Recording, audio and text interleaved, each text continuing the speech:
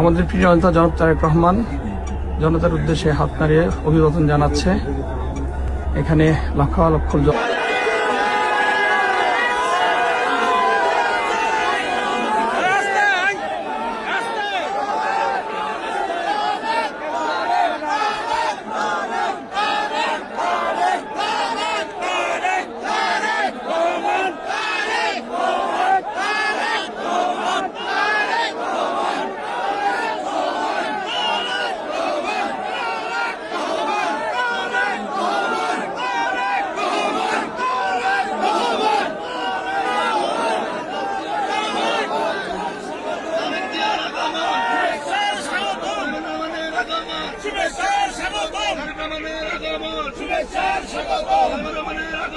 শুভেচ্ছা স্বাগত।